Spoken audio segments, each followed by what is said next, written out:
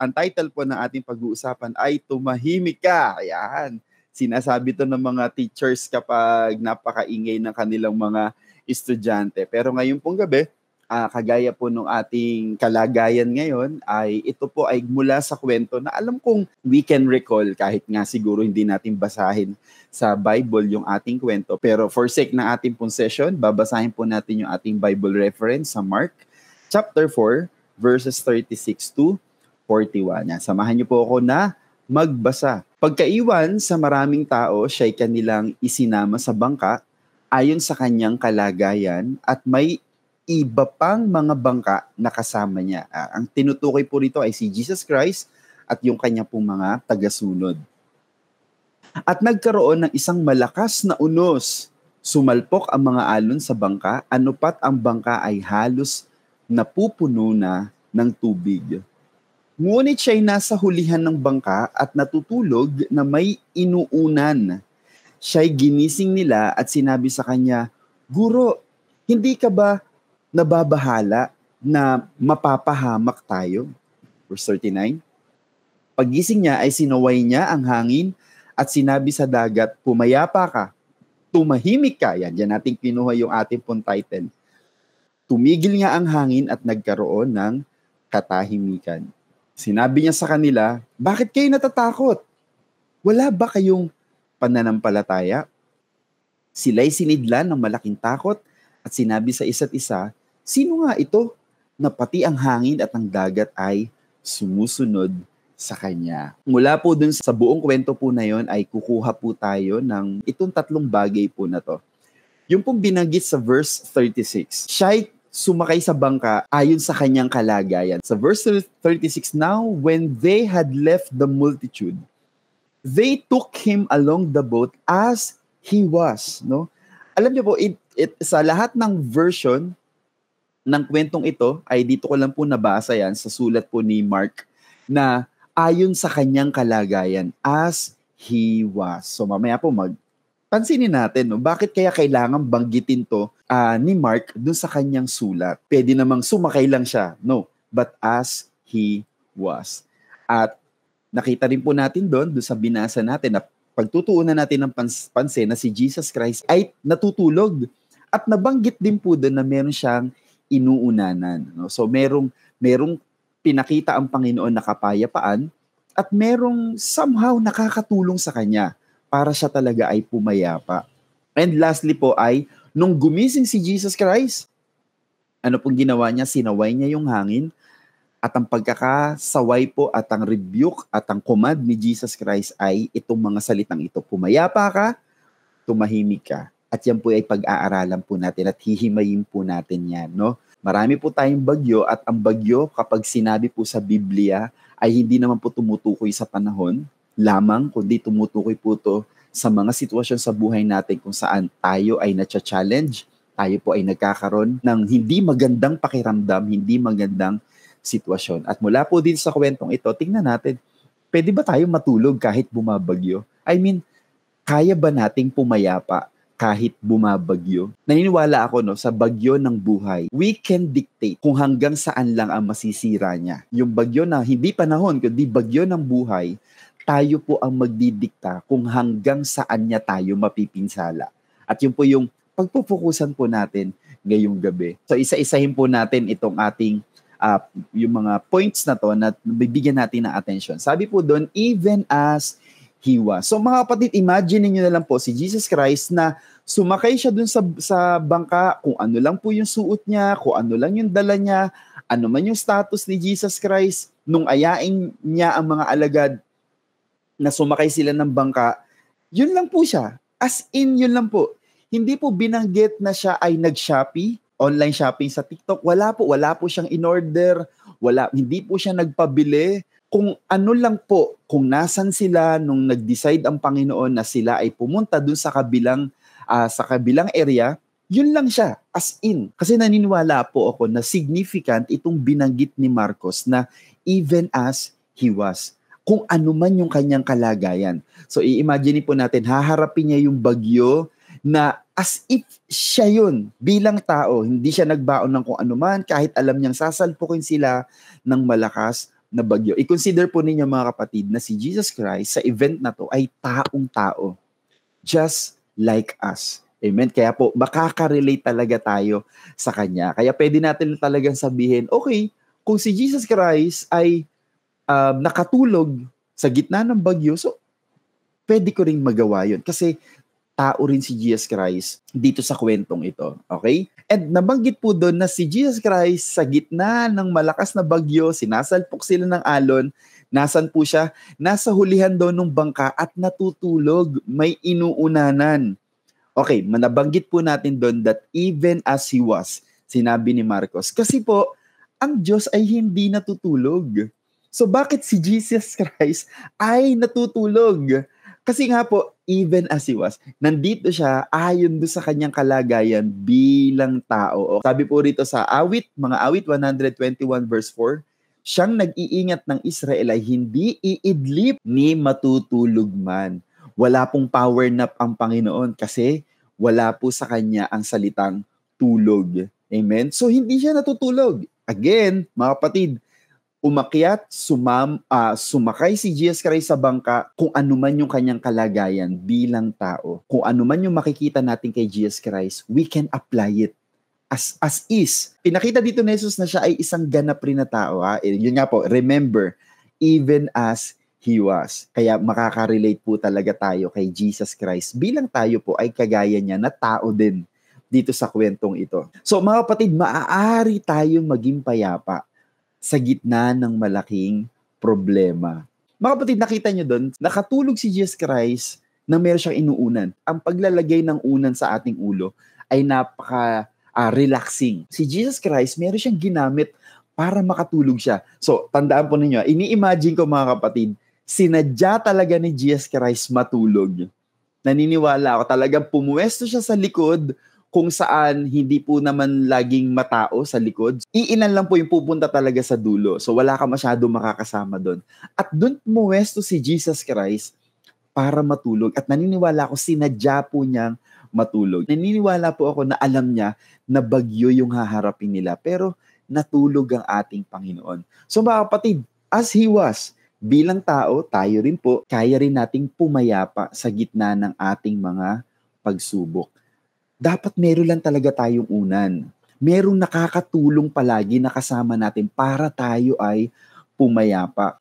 So imbis na awayin mo yung iyong mga kasama sa bahay, pag ikay nabuibwisit na, baka yung po ay makapaggatong pa ng yung apoy na nararamdaman mo. So iwasan mo yun. Kasi kung nagagatungan niyon yung negative feelings mo, then i-let go mo siya muna for a while. Pumunta tayo lagi sa salita ng ating Panginoon. Para sa akin mga kapatid, yun ang pinakaunan ko. Kung saan nakakatulong sa akin para pumayapa ako. To meditate on the Word of God. Kung kayo po ay kapag meron kayong mga problema, ang pinakaunan nyo ay kausapin yung isang mahal sa buhay, makipagkwentuhan ka at alamin yung alalahanin yung mga bagay na pinagdaanan nyo noon. Totoo naman po, di ba? Merong mga taong kapag nakakausap natin ay yung ating sanity, di ba, ay natutulungan niya talaga na ma-relax, ma-chill. So, have your pillow, mga kapatid, no? So, ano man yung ating nagiging source ng ating kapayapaan, wag nating alisin sa buhay natin. At kung meron na tayo na-identify na kapag ito ay iyong ginawa o iyong pinasok, alam mo talaga na magugulo ang isip mo, bakit ka pa pupunta doon? Amen?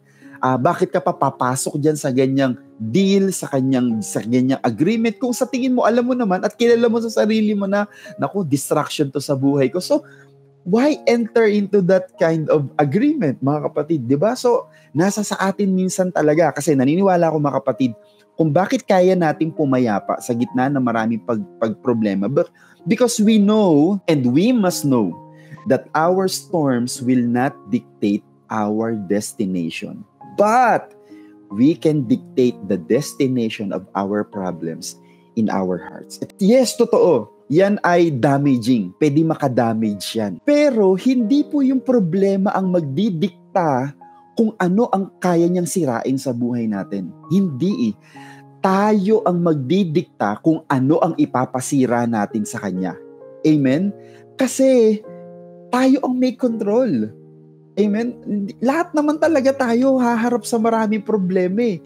Lahat naman talaga tayo haharap sa maraming pagsubok. Pero ang tanong, up to what extent yung damage na iaalaw mo sa kanya? Kasi kung nakikita mo na parang, ako'y nalulugi na dito sa problemang ito, pwede ka mag-decide na tama na, hindi mo na ako pwedeng dayain, hindi mo na ako pwedeng palungkutin. Tama na yung inagaw mo sa aking kagalakan, kapayapaan. Just like Jesus. Natulog siya. Yung bagyo talaga yan eh. Ano ang distraction na pwede niya magawa sa'yo? Si Jesus Christ, wala kang madidistract sa akin. Matutulog pa ako. Bakit? Mababago ba nung paggising mo at pag-aaligaga or pag-aalala natin yung ating sitwasyon? What if we take advantage dun sa mga challenges na yun? What if, ang gusto mo, sirain ako. Hindi. Gagamitin kita para ako ay mas lalong mabuo. What if, mga kapatid, tayo ay mga game changer? Amen? Na, kung ang purpose ng problema kaya siya dumating sa'yo ay to take away your peace, to take away your joy, di balik na rin mo, lalo ako magiging masaya dahil may problema. We can turn these problems for our advantage. Huwag mo hayaan na siya yung mag-take advantage sa'yo. Magkakaroon ka ng unan, habang ikaw ay nasa gitna ng problema, i-turn mo na tayo ang mag-take advantage dun sa problema. Di maglilimas ako ngayon kung bumabaha. Di makakapag-general cleaning kami ngayon. Sinong talo? Di tinulungan mo pa kami? Problema. Nagigets yung mga kapatid. Take advantage sa inyong problema. Don't let your problems take advantage of you. Amen? Sabi dun sa kwento natin, bumangon si Jesus Christ at kinausap niya yung bagyo. At ano po yung sinabi niya? Pumayapa ka. Tumahimik ka. No? Sometimes it is important that we rest enough, rested in His presence. Yung po yung sinasabi ko mga kapatid, kapag puno ka na ng maraming panalangin, hindi tayo nagpe-pray dahil meron tayong kailangan. Nagpe-pray tayo dahil meron tayong relationship sa Diyos. So don't take your prayer as asking for anything. Take prayer as your communication with God. Yung nanay mo ba, kinakausap mo lang pag may kailangan ka? Yung tatay mo ba, kakausapin mo lang kapag may hihingin ka? Hindi. Nakikipag-usap tayo sa kanila dahil may relasyon tayo sa kanila. Baka po yung prayer life ninyo ay nakafocus lang kapag may pangangailangan ka. Ang panalangin ay pakikipag-usap natin sa Panginoon. Not just because we need something. Kasi sa Panginoon, hindi mo pa nga sinasabi, alam na ng Panginoon. Di bakit pa pinagpe-pray? Kasi nga po, gusto tayong kausapin ng Diyos. Because God is a personal God. Ano ang mga relationship na ginamit ng Diyos kapag itinuturo niya yung relationship ng tao sa Diyos? Di ba? Lahat ay pang-pamilya. Sabi ng Panginoon, ako ay iyong ama. Anak tayo ng Panginoon. Ako ay iyong kaibigan. So, kaibigan natin ng Panginoon. Relationship. Amen? So, ano po ang nagpapalalim ng relationship? Communication. So again, napakahalaga na lagi tayong nakakapagpahinga sa presence ng ating Panginoon. Kausapin natin siya. The more time we spend sa Panginoon, the more we get familiarized with the voice of God. Amen? Kasi ang totoo, kaya tayo gustong kausapin ng Panginoon para mas ma-recognize natin kung kinakausap na pala tayo ng ating Panginoon. And when facing challenges, there are times when our hearts are in peaceful state of silence. Alam, naniniwala ako na minsan mga kapatid, minsan meron tayong mga hinaharap na pagsubok, challenges, pero ang best reaction is to keep silent. May mga laban na the more na meron kang tinatrabaho, the more na nagsasalita ka, the more na natatalo ka. Dahil may mga laban, mga kapatid, at naniniwala ako, marami yan, na ang tamang reaction is to keep silent and just to trust God. At hayaan mo lang na mapuno ka, hindi ng information kung gaano kalaki o kung gaano nakalala yung problema mo, kundi mapuno ka ng information kung gaano kalaki ang ating Panginoon. Pero mga kapatid, punta tayo dito sa next point natin. But there will be times na we need to get up and command our challenges. Nakita niyo yung situation ni Jesus Christ? Natulog muna siya. Okay, bumagyo, pero nauna na ako matulog. Pero nung time na bumangon na si Jesus Christ, in just one command, nasunod yung ayon sa sinabi niya. Amen? So mga kapatid, dapat sa patuloy na pakikipag-ugnayan natin sa Panginoon, sa paglalim natin sa relationship natin sa Panginoon, dapat mahalaga na re-recognize natin when to keep silent and when to command. Amen? When to fight, when to surrender. Kaya nga ang pinakamahalaga mga kapatid ay yung ating intimacy sa ating Panginoon. Minsan may mga problemang manggugulat na, akala di mo ko ine-expect. Pero kapag lagi tayong may unan, makakapagpahinga tayo. At kapag tayo ay relax, mga kapatid, nasa tamang isip tayo para harapin yung ating mga problema. Mga kapatid, huwag mong aralin yung problema mo. Ang pinaka-aralin mo, yung solusyon sa problema mo. Amen? Ang lalo mong kausapin ay ang Panginoon na talaga siyang may kakayanan para magtagumpay ka sa lahat ng mga problema. Kasi kapag kahit wala kang kasamang mga mangingisda doon sa bangka na kinalalagyan mo, na sinasalpok ng malakas na hangin, kahit si Jesus Christ lang ang kasama mo, makakarating ka sa destination nyo. Amen? Dahil ang Panginoon ang makagagawa ng lahat ng bagay. Mga kapatid, isa-isay na natin yung pumayapa ka, yan po ay sa Greek word ay shopao. Shopao talaga. Meaning silence. That is a harsh, properly muteness. That is involuntary stillness or inability to speak. Mga kapatid, ito lang yung gusto niya sabihin. Yung salitang pumayapa ka na binanggit ni Jesus Christ, literally, ibig sabihin ay mapipi ka. As in sa pilitang pagpapatahimik para hindi makagawa ng ano pa mang tunog. At sabi po, yung tumahimik ka naman from Greek word phimoo or phimu, meaning to muzzle. Alam niyo po, yun yung muzzle, yung inilalagay po pang busal sa nguso ng hayop. So parang nilalagyan to sa kabayo, yung mga aso din na wild, nilalagay po yan. As in, inilalagay ito upang di sila makatahol o makapangagat. Pansinin niyo mga kapatid, yung mga salita na binanggit ni Jesus Christ, saan po related? Amen? Related sa tunog. Amen. Sinaway ni Jesus ang bagyo, pero ang command niya po ay hindi tungkol sa lakas na dala nito, kundi sa tunog.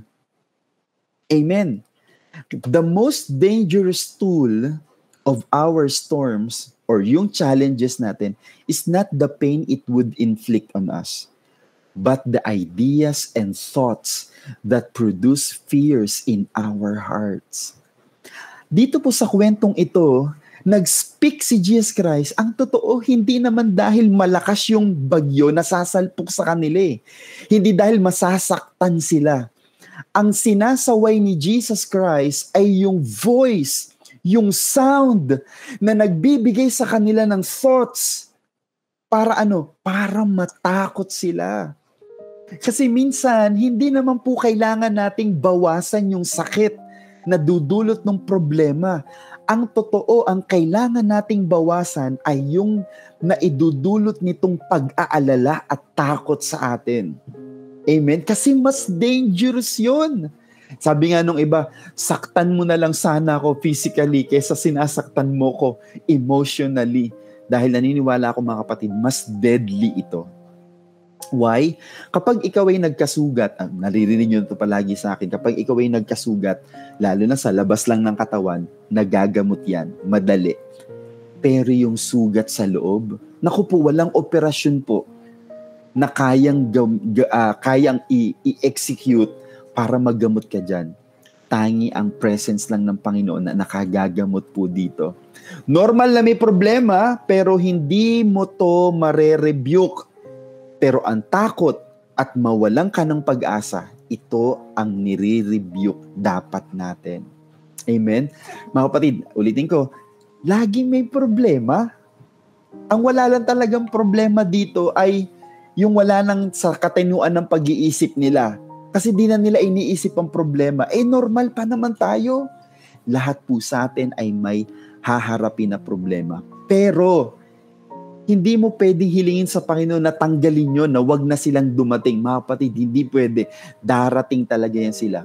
Pero, ang madidikta natin ay kung ano yung mga isipin, kung ano yung mga pag-alala at mga takot na mananatili sa ating mga puso. Kaya pumayapa ka, tumahimik ka. Hindi nagsasalita ang Panginoon tungkol dun sa lakas ng alon at ng hangin, kundi sa lakas ng tunog na sumisigaw sa puso natin para tayo ay mag-alala at natakot. Sunod na kinausap dito ni Jesus Christ, after niya sawayin mga kapatid yung bagyo, ay ang kinausap naman niya yung mga alagad at ang tinanong niya sa kanila, bakit kayo natakot? Di ba? Bakit nga naman kayo natatakot? So sa ganitong tagpo, gamit na gamit ang pananampalataya talaga, mga kapatid. Hindi naman talaga natin magagamit ang pananampalataya normally kapag walang pagsubok eh. Kaya pag may mga problema, naku, dyan talaga gamit na gamit ang pananampalataya. Kaya pag payapa ang paglalakbay, di naman talaga natin kailangan pairali ng faith eh. Malibang magkaroon na ng bagyo. Kaya mga kapatid, our challenges expose our faith. Our challenge exposes, mga kapatid, our faith. Kaya nung nandun sila sa sitwasyon na yon, nakita ng Panginoon literally na ang kanilang pananampalataya ay mahina pa. Kaya next na tanong niya, sabi niya, bakit kayo natakot? Wala pa ba kayong pananampalataya? Alam niyo, nakakabahala tong tanong na to. Wala pa ba kayong pananampalataya? Amen? Kasi mga kapatid, bago dumating tong kwentong ito, marami nang ginawa si Jesus Christ na mga himala. Para ano? Para tumibay yung pananampalataya nila. Pero kaya ang Panginoon, wala pa rin ba? Amen? Ngunit may mga tagpo na hinahanapan na ni Jesus ang mga alagad niya ng pananampalataya gaya ng kwentong ito. So mga kapatid, may time na sa buhay natin, dinidevelop ni Lord yung ating pananampalataya. Pero may time mga kapatid na, hindi ka walang pananampalataya. Hindi ka wala, meron ka kasi marami ka ng patotoo eh. Pero ipinapaalala sa atin ng Panginoon, para kang walang pananampalataya, pero meron eh. Ibig sabihin, meron na sila, pero nabubuhay sila na parang wala. Amen? So mga kapatid, ano ang nangyayari sa taong may faith, pero parang wala?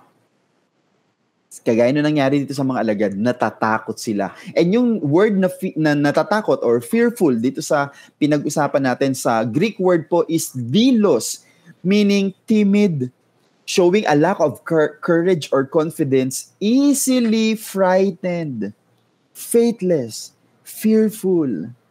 So may faith ka, meron ka pananampalataya. Bakit? May mga patotoo ka na nga eh. May mga patotoo na nga tayo, pero dumarating sa point na parang, anak, bakit hindi ganyan na naman ang naramdaman mo? Amen? At ito po tayo. Whenever we are acting like wala tayong pananampalataya, natatakot po tayo. Normal po na makaramdam tayo ng takot, pero we can rule ourselves how to react even if we are afraid. Normal naman eh. Normal maramdaman yung takot at pag-aalala. Pero ito nga po yun eh. Pag may faith ka, ikaw ang nagdidikta kung hanggang saan, mga kapatid, yung takot na yun. Normal na matakot, normal na kabahan, normal na malungkot tuwing may challenges. Pero we can rebuke, we can command, hindi yung sitwasyon, kundi yung thoughts na nabubuo sa ating mga puso at isipan. Ano kaya yung gustong reaksyon ng Diyos sa mga mananampalataya pag nasa gitna ng bagyo? At mga kapatid, kayo na lang din ang sumagot kung alin ba dito. So para magkaroon tayo ng application sa ating mga buhay. Gusto rin ba kaya ni Jesus Christ na matulog na lang din kayo? Imagine niyo na lang kung ang ginawa ng mga alagad ay nakitulog na rin sila. Si Jesus Christ nga tulog di tayo matulog din. Hindi sasabihan pa kaya sila ni Jesus Christ na, Ba't kayo natakot? Wala pa ba kayong pananampalataya? Hindi ko po alam, mga kapatid. Siguro kayo na lang din ang sasagot. Umeme na lang po kayo kung sa tingin nyo ito rin yung gusto ng Panginoon. Sa tingin nyo kaya gusto rin ng Panginoon na gigisingin natin siya? Pero imbis na sabihin natin na wala ka bang gagawin? Wala lang ba sa'yo na mamamatay na tayo? Kasi puro negative po yung sinabi ng alagad na gumising sa kanya. Or papalitan lang natin. Gigisingin natin siya but saying these words with conviction. Jesus, gising na. It's time for you to stop this. I know you can. Nainis kaya si Jesus Christ dahil ginising siya? O okay lang kay Jesus Christ na ginising siya, pero kung depende sa prayer nila. Kasi ang prayer nung gumising sa kanya, Panginoon, wala lang ba sa'yo na mamamatay tayo dito? Or kung ginising natin ng Panginoon, but with full conviction na, Lord, it's your time to shine. Do it your way, no? Di natin alam, mga kapatid. Kayo nga po ang magtatapos nung ating story na to. Or, we will not talk about how big the storm is, but we will talk to the storm about how big our God is. O kaya, ang gawin natin, habang tulog si Jesus Christ, tumayo tayo dun sa bangka, kumapit tayo habang yumuyugyog, at sabi natin, Hoy, bagyo! Hindi ka malakas, hindi ka malaki. Ang malakas dito, ayun, yung natutulog, kasama namin, kakampi namin. We can do it, mga kapatid. So again, sa buhay po natin, tayo po ba ay may pananampalataya? Well, ano po yan Without doubt, lahat tayo may pananampalataya. Pero tayo po ba ay umaakto na meron talaga tayong pananampalataya kapag tayo ay may mga problema? Amen? Pwede kang matulog lang, hoping na ang Panginoon ang gagawa ng lahat. Matulog po kayo sa presence ng ating Panginoon. Amen? Or if you need to pray about your challenges, mga kapatid, kapag nagpe-pray tayo sa Panginoon about our challenges, huwag kang mag-focus kung gaano kalala yung problema mo. Mag-focus ka kung gaano makapangyarihan ang ating Panginoon.